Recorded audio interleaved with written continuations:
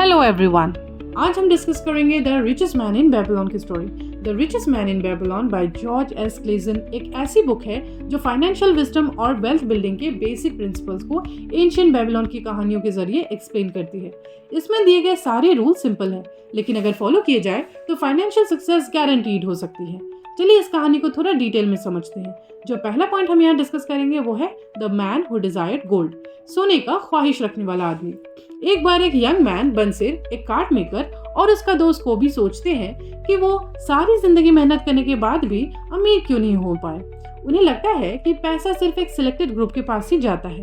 फिर वो सिटी के सबसे अमीर आदमी अरकत के पास जाते हैं और उससे वो पूछते हैं कि उसने इतना धन दौलत कैसे इकट्ठा किया।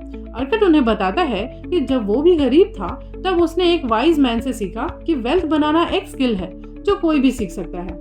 उसके बाद उसने कुछ सिंपल रूल्स को फॉलो किया और धीरे धीरे बेबीलोन का सबसे अमीर आदमी बन गया। जो सेकंड पॉइंट हम यहाँ डिस्कस करेंगे वो है 7 cures for a lean purse, पतले पर्स का इलाज। अरकत अपनी जर्नी शेयर करते हुए 7 इम्पोर्टेंट फाइनेंशियल लेसन्स बताता है जो हर किसी को फॉलो करनी चाहिए अगर वो अमीर बनना चाहता है। पहला पॉइंट है अपने इनकम का 10% सेव करो। स्टार्ट सेविंग, पे योरसेल्फ फर्स्ट। सबसे पहला रूल ये है कि जो भी इनकम आप कमाते हो उसका कम से कम 10% सेव करना शुरू करो। अपने सेविंग्स को पहले रखने का माइंडसेट डेवलप करो, फिर बाकी खर्चे करो।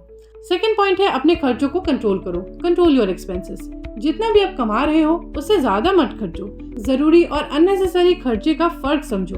सेविंग्स तभी बढ़ेंगी जब आप अपने अननेसेसरी एक्सपेंसेस को कम करोगे। थर्ड पॉइंट है अपने सेविंग्स को इन्वेस्ट करो। Make your money work for you. सिर्फ सेविंग करना काफी नहीं, बल्कि उसे ऐसी जगह इन्वेस्ट करो जहां से वो और ग्रो करे। पैसा काम करना चाहिए, जैसे एक सीड से पेड़ उगता है और वो और ज्यादा फ्रूट्स देता है।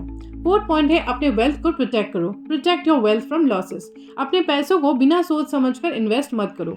हमेशा ट्रस्टवर्दी और नॉलेजेबल लोगों से एडवाइस लो ताकि फ्रॉड या रिस्की इन्वेस्टमेंट से बच सको। फिफ्थ पॉइंट है अपनी इनकम बढ़ाओ। Increase your ability to learn. अगर ज्यादा पैसा कमाना है तो अपनी स्किल्स को इम्प्रूव करो। कंटिन्यूअस लर्निंग और हार्ड वर्क से आपकी वैल्यू बढ़ेगी और पैसा और भी बढ़ेगा। सिक्स पॉइंट है अपने भविष्य के लिए प्लान करो। Ensure a secure future. Retirement या अनएक्सपेक्टेड सिचुएशंस के लिए प्लान बनाओ। अच्छी पॉलिसीज और पैसिव इनकम सोर्सेस क्रिएट करो। 7 पॉइंट है अपनी वेल्थ को वाइजली इन्वेस्ट करो। Make profitable investments. जिस भी जगह पैसा लगा रहे हो उसके बारे में अच्छी तरह से रिसर्च करो। वेल्थ बिल्डिंग एक लॉन्ग टर्म गेम है। जल्दी अमीर बनने की शॉर्टकट्स अवॉइड करो।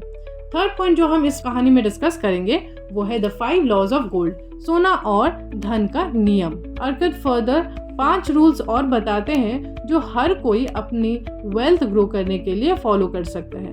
पहला पॉइंट जो वो बताते हैं वो है गोल्ड उसके पास आता है जो अपने इनकम का 10% सेव करता है। सेकंड पॉइंट है गोल्ड उन लोगों के लिए और बढ़ता है जो उन्हें वाइजली इन्वेस्ट करते हैं। थर्ड पॉइंट है गोल्ड उनको मिलता है जो एक्सपर्ट एडवाइस लेकर सही जगह पे इन्वेस्टमेंट करते हैं।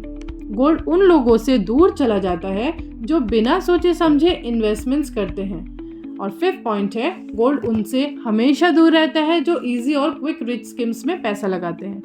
जो फोर्थ पॉइंट हम इस कहानी में डिस्कस करेंगे वो है meet the money lender, money lending की कहानी। एक और कहानी में एक यंग लड़का मैथन सीखता है कि पैसा सिर्फ सेव करना नहीं बल्कि उसे स्मार्टली यूज करना भी जरूरी है। उससे सिखाया जाता है कि अगर किसी को लोन देना हो तो सिर्फ उन्हीं लोगों को दो जो उसे वापस करने का कैपेबिलिटी रखता है। यहाँ हम ये सीखते हैं कि अगर पैसा उधार दिया जाए तो सोच समझ कर दो, वरना लॉस हो सकता है। फिफ्थ पॉइंट जो हम इस कहानी में डिस्कस करेंगे वो है लक फैक्टर, किस्मत का खेल। किताब ये भी बताती है कि लक या भाग्य सिर्फ उन लोगों के साथ होता है जो मेहनत करते हैं और अपॉर्चुनिटीज को पहचान कर उन्हें ग्रैब करते हैं। जो लोग बस बैठकर किस्मत का इंतजार करते हैं वो कभी अमीर नहीं बन सकते।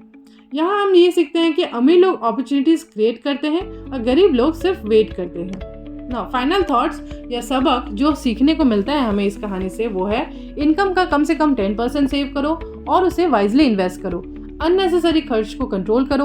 अपने स्किल्स और अर्निंग पोटेंशियल बढ़ाओ। स्मार्ट इन्वेस्टमेंट्स करो और फ्रॉड या रिस्की इन्वेस्टमेंट से बच के रहो। और आखिर में पेशेंस और डिसिप्लिन रखो। वेल्थ एक दिन में नहीं बनती। अंत में the richest man in Babylon एक सिंपल और टाइमलेस किताब है जो फाइनेंशियल सक्सेस के पावरफुल रूल सिखाती है।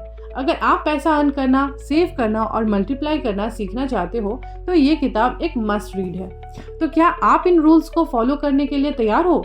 तो हमें कमेंट सेक्शन में बताओ। Till then stay tuned. मिलते हैं आपसे अगले वीडियो में एक और ऐसे ही अमेजिंग स्टोरी के साथ। Till then bye, take care.